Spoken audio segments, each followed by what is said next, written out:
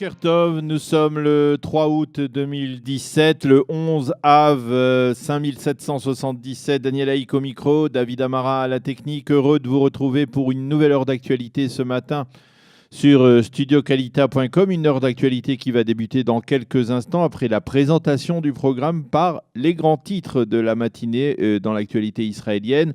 Ensuite, vers 8h10, nous serons en ligne avec le docteur David Harari, qui a été l'un des responsables des industries aéronautiques israéliennes, qui est considéré comme le père des drones israéliens célèbres dans le monde entier, qui a obtenu le prix d'Israël. David Harari, qui est aussi l'un des catalyseurs des relations scientifiques entre la France et Israël. Il nous parlera du nouveau succès de l'agence spatiale israélienne avec le lancement hier de 2 satellites israéliens, l'un en coopération avec la France, l'autre avec l'Italie. Lancement à partir de la base française de Kourou en Guyane.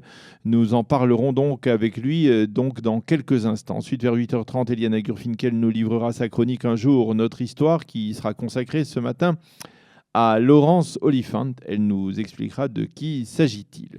Vers 8h40, je vous présenterai la revue de la presse, des médias et des sites d'information israéliens. Et vers 8h50, je l'espère, nous serons en ligne avec un guide qui nous présentera un site à découvrir durant ces vacances du mois d'août, comme nous le faisons depuis quelques jours maintenant.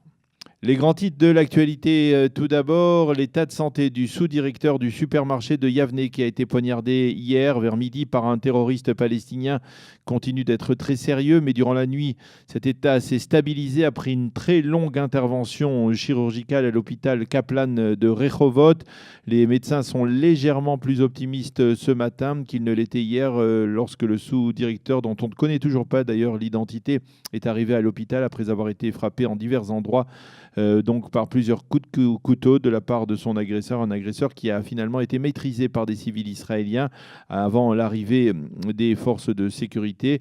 Mais ce matin, certains déplorent que les personnes présentes hier vers midi dans le supermarché n'aient pas tenté, comme le prouvent d'ailleurs les films vidéo, de venir à l'aide du sous-directeur qui a dû combattre seul le terroriste. La crise sociale au sein des industries chimiques de Haïfa.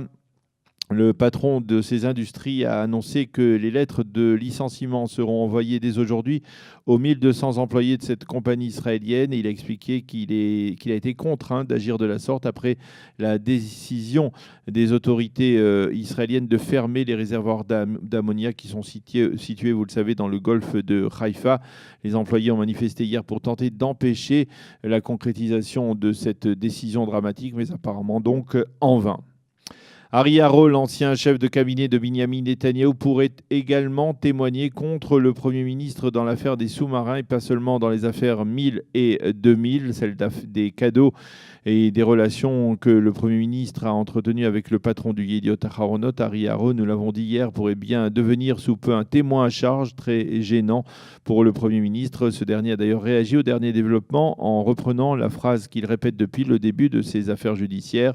Il n'y aura rien parce qu'il n'y a rien. Les proches d'Ari Haro affirment que ce dernier ressentirait de la colère envers le couple Netanyahou qui l'aurait, dit-il, abandonné lorsqu'il a été mis en cause dans une affaire qui n'a rien à voir directement avec le Premier ministre israélien. Quant à Sarah Netanyahou, elle a été interrogée hier par les enquêteurs de la police dans le cadre de l'affaire liée à l'ancien directeur de la résidence du Premier ministre. Elle affirme que c'est lui qui a fait des dépenses qui lui sont imputées, des dépenses qui n'étaient pas dans le cadre des fonctions du Premier ministre et même de son épouse.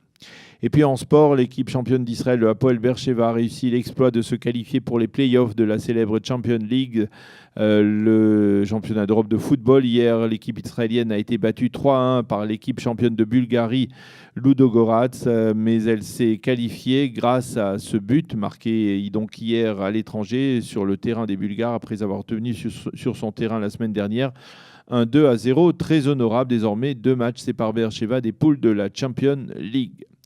La météo, le temps sera légèrement plus clément, c'est-à-dire légèrement moins chaud. Il fera aujourd'hui 30 degrés à Jérusalem, 31 à Tel Aviv et 40 degrés à Eilat. Je vous retrouve dans quelques instants pour l'invité de la rédaction qui sera ce matin, comme je vous le disais, le docteur David Harari. Nous parlerons avec lui du succès du lancement de 2 satellites israéliens hier matin à partir de la base française de Kourou en Guyane.